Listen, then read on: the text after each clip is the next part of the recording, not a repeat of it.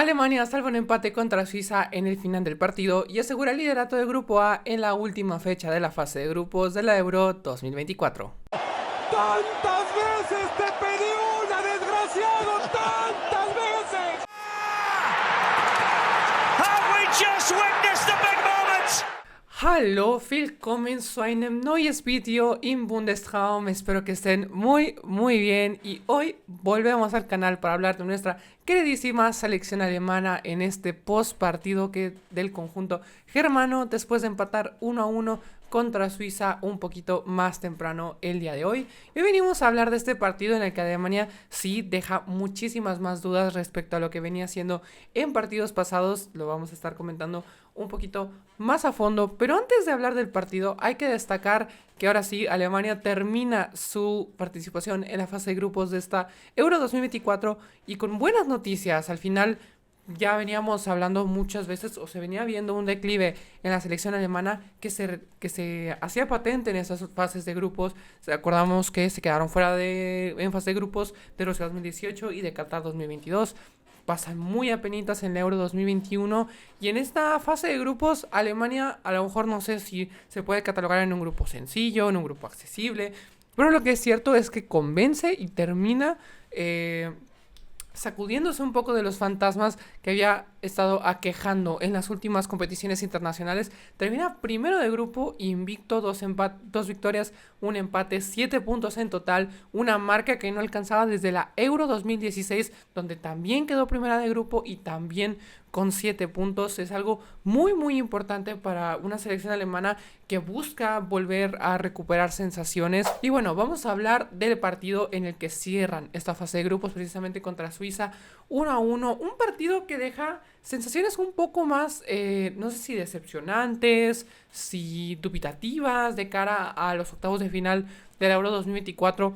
Vimos a una Alemania súper arrolladora contra Escocia. Luego un partido que me gustó mucho más de Alemania contra Hungría. Llegan a este partido contra Suiza. Era muy importante, de perdido no perder, empatar o ganar. Obviamente ganar lo ideal. Empatar también estaba bien para asegurar la primera plaza. Un primer tiempo en el que Alemania fue de más a menos. Empezaron súper bien, como es cualquier estilo de juego de un gegenpressing, ¿no? Empezaron insistentes sobre la pelota. Además, pues ellos empiezan sacando. Entonces empiezan bastante bien. De hecho, tienen la primera aproximación casi que al minuto y medio de partido. Ahí Gundogan formando una especie de doble punta con Havertz a la hora de presionar la salida de Suiza. Yo creo que hay un punto de inflexión muy importante en el primer tiempo y es el gol anulado a Andrich. A partir de ahí yo creo que Alemania se desmoraliza un montón y las cosas que había estado haciendo bien en lo que iba de primer tiempo se le empieza a olvidar. Suiza, que ya había encontrado, que ya había advertido en algunas ocasiones, comienza a encontrar más espacios por la desesperación de Alemania, sobre todo en banda derecha, que yo lo mencionaba en un tuit, y es que la banda derecha de Alemania se vio bastante mal el día de hoy, pero porque el juego de Alemania es muy centralizado. ¿Por qué lo digo? Porque los 4 atacantes, tanto Wirtz como Musiala, como Gundogan, como Kai Havertz, tienen una tendencia de jugar de las bandas hacia adentro. A eso súmale que Kimmich también tiene mucha tendencia a interiorizarse. En la banda izquierda tienes un poco más de equilibrio porque Mittelstadt sí es un poquito jugador más de quedarse en la banda izquierda nada más.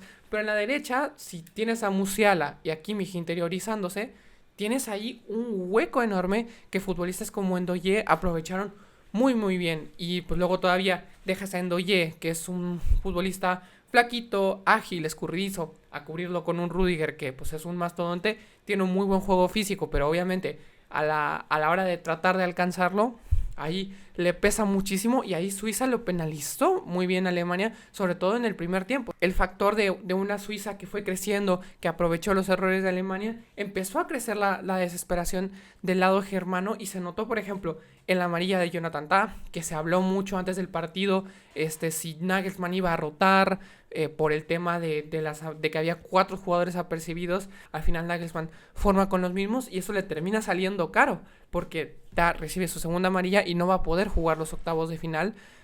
Y en el lado atacante, la desesperación también empieza a llegar porque la defensa suiza se ordenó muy bien. Después del primer gol, pues ahora sí que Suiza ya tenía la clasificación casi amarrada.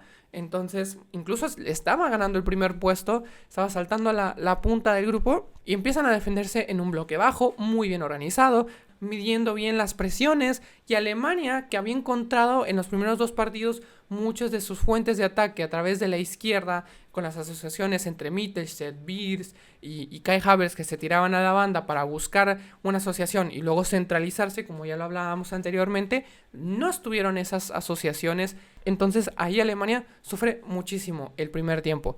Ya en el segundo, pues ya se ven un poquito mejor. Se hacen los ajustes en defensa y Nagelsmann mete unos cambios muy extraños, en mi opinión. Porque hay otra cosa que tienen los técnicos, y es que son los técnicos alemanes en general. No puedo decir nada más Nagelsmann, porque esto lo veo con muchos técnicos alemanes en Bundesliga, y es que son muy tercos, ¿no? O sea, ellos tienen su plan A. Tienen su plan A y juegan con su plan A en todo el partido, y si no les funciona, se esperan hasta que dé la hora de partido, y ya en la última media, pues ya empiezan a ajustar. Si veías, por ejemplo, que en la banda derecha estaba sufriendo mucho porque tenías un lateral de las características de Kimmich, pues bueno, mete a Anton y usa una especie de línea de 3 y mete a Kimmich en el medio campo. Sacas a Andrich, que ya tenía una tarjeta de partidos anteriores, y también lo guardas. Los primeros cambios precisamente son David Raum y Nico Schlotterbeck. Nico Schlotterbeck, que sustituye a Jonathan Tah. En parte yo creo que Nagelsmann, preveyendo que muy probablemente va a ser él el que juegue de titular en los octavos de final, entonces preveyendo esa situación para ir practicando un poco más cómo se va a mover el equipo con Nico Schlotterbeck en vez de con Jonathan Tah, yo creo que lo mete. Y sacas a un Mittelstadt, que la verdad es que tuvo un partido bastante decepcionante a comparación de los anteriores, por un David Raum que luego el cambio de David Raum me hizo más sentido. En un principio no lo entendí tanto, sobre todo porque David Raum ya lo conocemos en Bundesliga, es un jugador bastante irregular. En Alemania veces rinde bien, veces rinde mal. Sobre todo lo que más le critico yo y le criticamos muchos es que no sabe centrar.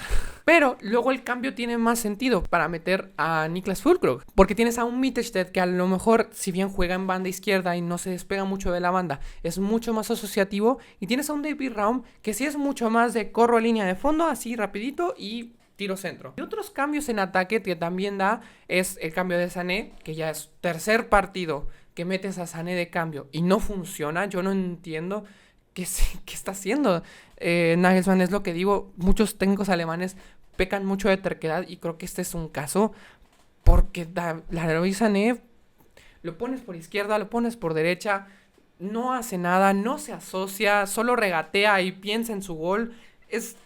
Lo he visto mucho, lo hemos visto mucho en estas jugadas, ¿no? O sea, tiene a lo mejor un pase claro, pero porque él quiere su gol y quiere salir en la portada y quiere recuperar confianza, a lo mejor, que es totalmente válido, se aventura él a hacer el disparo y se pierde la chance. Es un jugador muy individualista que no encaja mucho en el estilo de juego. Y luego tienes la entrada de Maxi Bayer, que, a ver, veníamos pidiendo a Maxi Bayer para que tuviera algunos minutos, se fogueara, pero no entra en el mejor contexto, ¿no? Una Alemania perdiendo, un equipo más desmoralizado, con más claridad, pero con más claridad al ataque, pero bastante desmoralizado por ir perdiendo. Entonces no tuvo el impacto que a lo mejor hubiéramos querido o hubiéramos esperado. Y también hay que hablar en el ataque del tema de Kai Havertz, porque, a ver, yo entiendo mucho a los que lo critican, y yo también era bastante crítico de Havertz, pero también hay que decir que cuando ha jugado bien o ha jugado decente o ha colaborado, no se le aplaude. Este partido creo que sí es bastante criticable de él.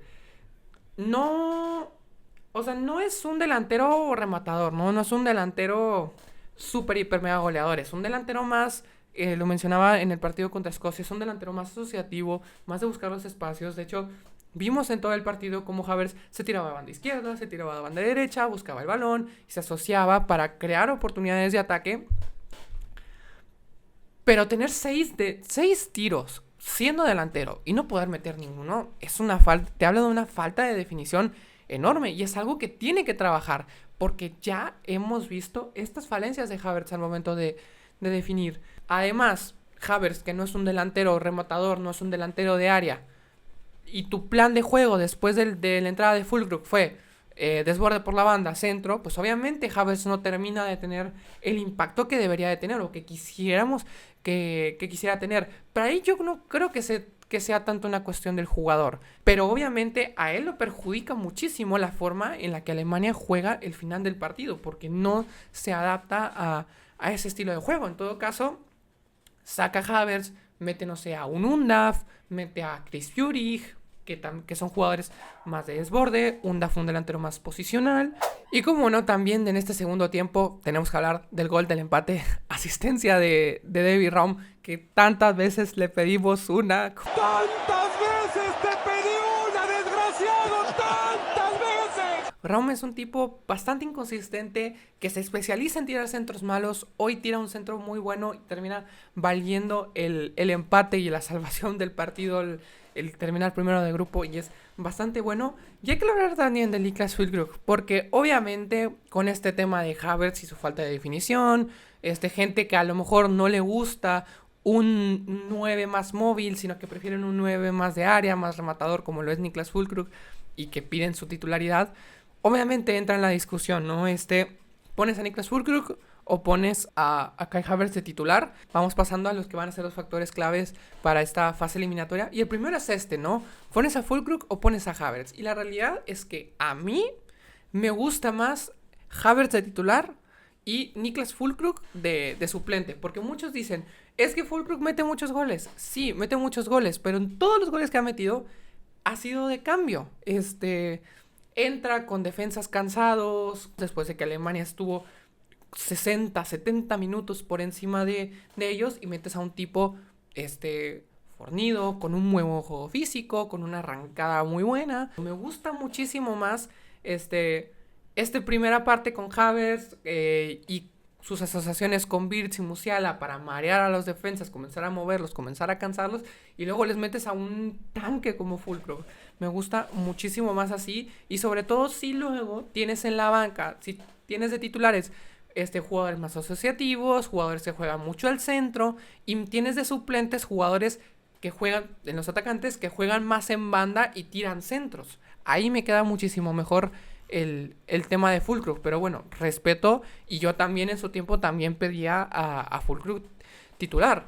Otra cuestión de cara a la fase eliminatoria va a ser cómo vas a afrontar los octavos de final sin Jonathan Tah. El partido contra Hungría fue muy bueno, pero sí es un defensa que falla mucho a campo abierto, y ahora, como decía, muy probablemente va a ser Niklas Füllkrug el que vaya a ser el defensa titular junto con Antonio Rüdiger. Entonces vamos a ver cómo se adaptan. Si Nico Schlotterbeck, que brilló mucho esta temporada en Champions con esa dupla con Mats Hummels, si se puede adaptar a otro defensa, a otro estilo de juego, mucho más propositivo, menos de encerrarse como el Dortmund. Y obviamente el tema de la defensa es otro tema importante, porque ya lo vimos en las transiciones defensivas, sufre mucho Alemania, y sobre todo en la banda derecha, como lo explicaba en la parte del primer tiempo con Kimmich. Vamos a ver si Nagelsmann también puede arreglar esta situación, porque también Nico Schlotterbeck es otro defensa que sufre mucho a las contras. Así que cuéntenme en los comentarios qué les pareció este juego de Alemania, cómo la vieron hoy, cómo la ven de cara a la fase eliminatoria de esta Euro 2024. No se olviden de darle me gusta al video, suscribirse al canal, activar la campanita de notificaciones para que no se pierdan ninguno de los videos que vamos a seguir haciendo en esta Euro 2024. Esperemos que Alemania me dé mucho más contenido. Así que sin nada más que decirles, nosotros nos veremos en el siguiente video. Auf Wiedersehen.